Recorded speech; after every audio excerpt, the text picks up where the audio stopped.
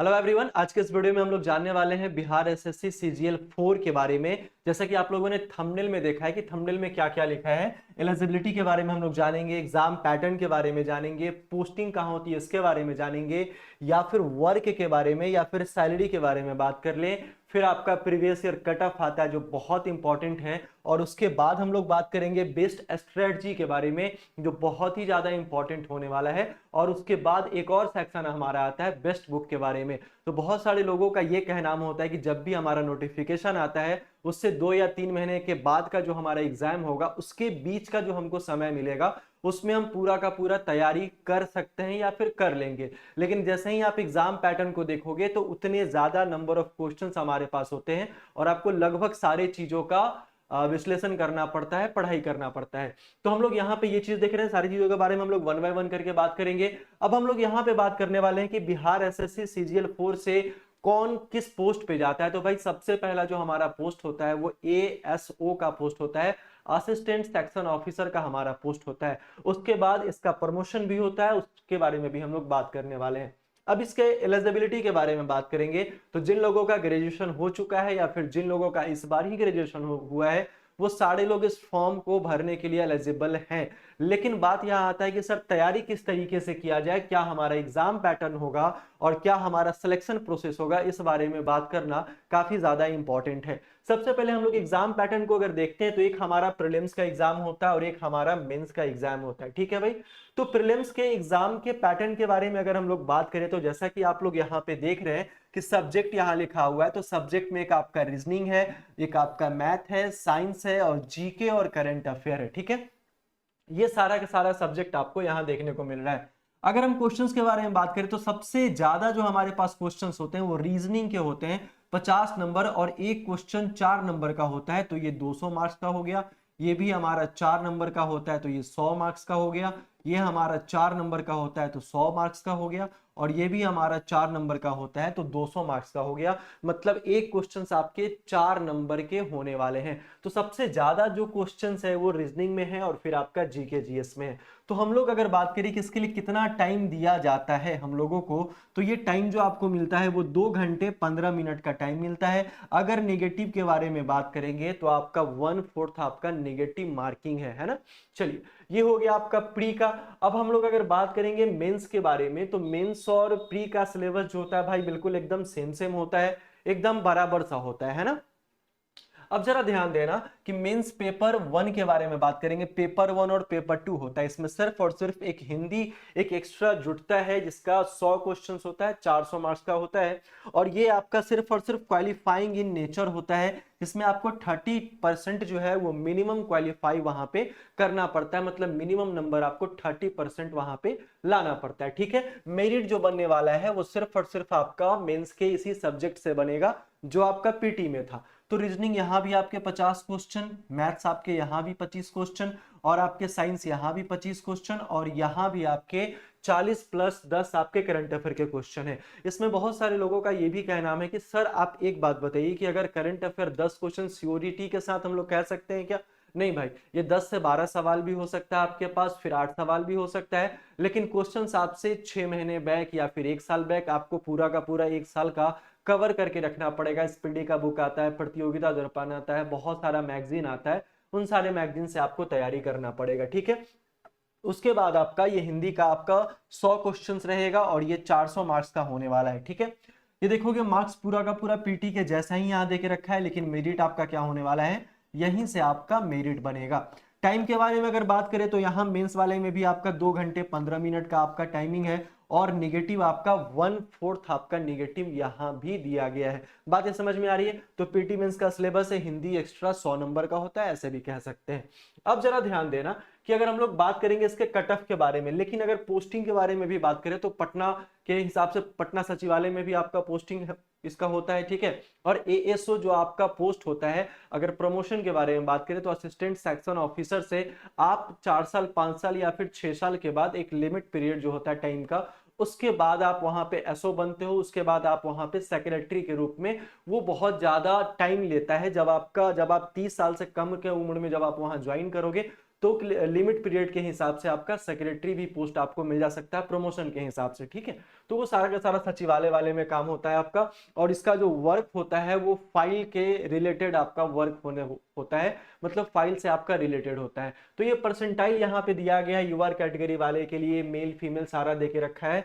तो जो भी आपका एग्जाम होता है और जो सबसे हाईएस्ट नंबर होते हैं उसके हिसाब से इसका परसेंटाइल ये किया जाता है, ठीक है। बातें समझ में आ रही है? तो पीटी मेंस का सिलेबस समझा आप लोगों ने, और साथ में ये कटअप भी आप लोगों ने समझा, प्रमोशन भी समझा, वर्क प्रोफाइल भी समझा। सैलरी के बारे में बात करें तो सैलरी जो है आपका यहाँ पे, सैलरी जो है आपका यहाँ पे वो 70,200 समथिंग आपका रहता है, ठीक है। 70,200 समथिंग रहता है इन हैंड, आपका सैलरी यहाँ पे रहता है, ठीक है। और अगर हम लोग बात कर ले कि सर टोटल सैलरी आता है कितना है, तो 80,000 समथिंग के हिसाब से टोटल सैलरी आता है, जिसमें गवर्नमेंट अपना रिडक्शन करती है, गवर्नमेंट अपना पैसा वहां से काटती है, जो फिर आपको पैसा वापस मिल जाता है, ठीक है।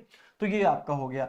अभी से अगर हम लोग बात करें कि सर बेस्ट स्ट्रेटजी क्या होना चाहिए और बुक्स के बारे में बात करेंगे, तो पहले बेस्ट स्ट्रेटजी के बारे में बात कर लेते हैं कि जो भी आपका सब्जेक्ट दिया गया है, ठीक है, जो भी आपका सब्जेक्ट दिया गया है, ये सारा का सारा बात हम लोग नोटिफिकेशन से पहले कर रहे हैं।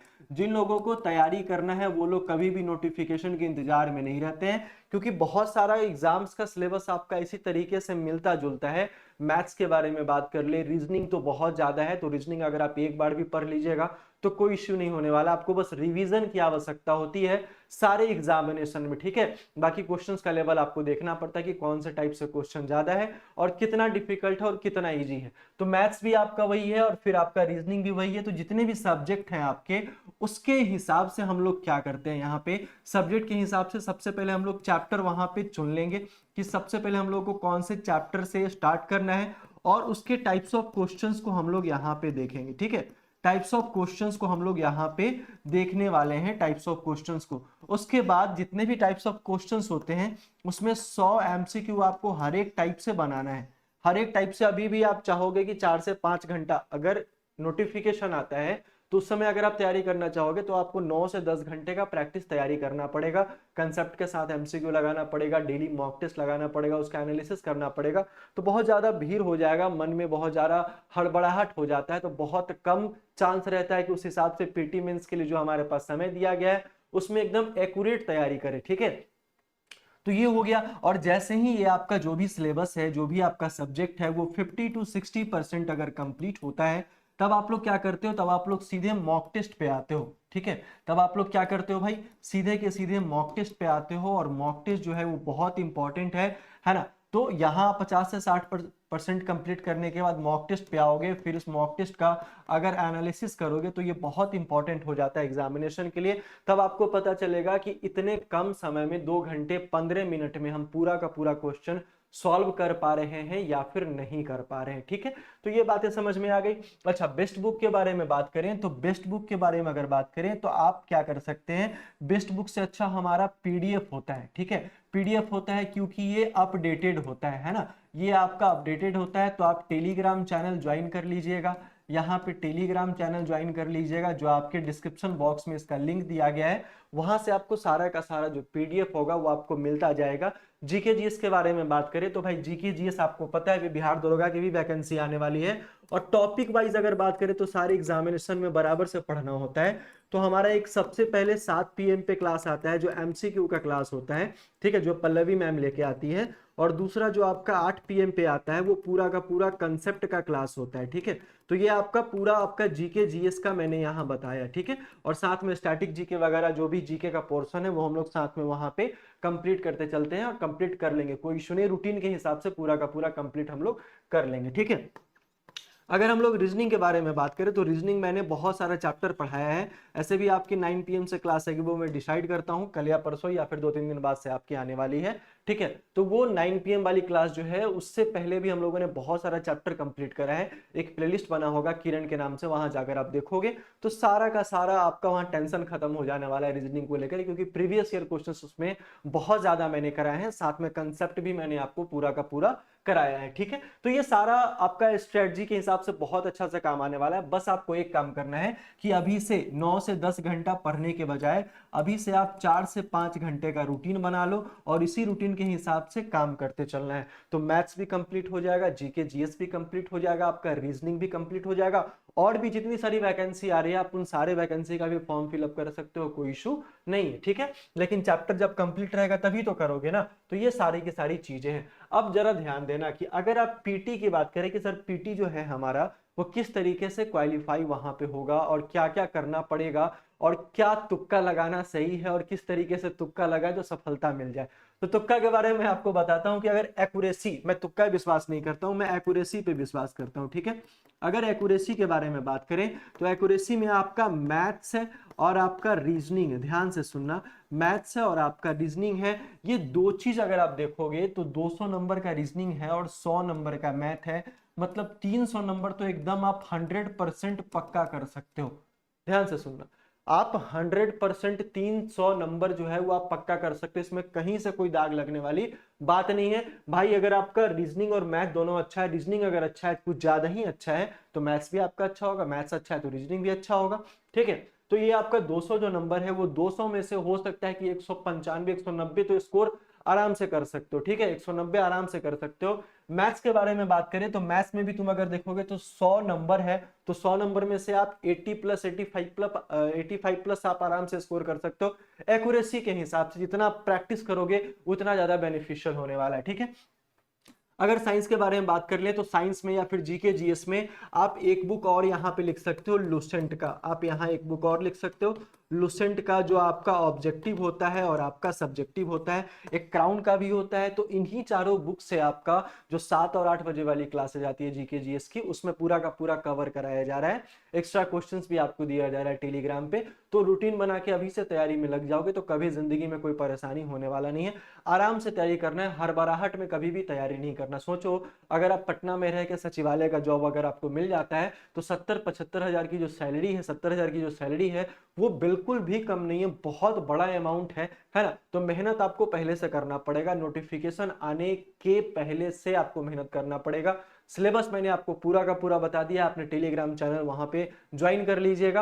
और साथ में नेक्स्ट वीडियो में हम लोग रीजनिंग वगैरह पूरा जो जीके जीएसपी चल रहा है और रीजनिंग भी चल रहा है, साथ में सबका तैयारी हम लोग साथ में करने वाले। ठीक है, मॉक टेस्ट के लिए भी बहुत कुछ मैं लाने वाला हूं, तो एक बार चैनल को सब्सक्राइब जरूर से कर लीजिएगा। और एप्लीकेशन डाउनलोड के लिए हमारा लिंक जो है वो डिस्क्रिप्शन बॉक्स में दिया गया, वहां से डाउनलोड करके वहां पे टेस्ट सीरीज का भी प्रावधान बहुत जल्द अवेलेबल हो जाने वाला है।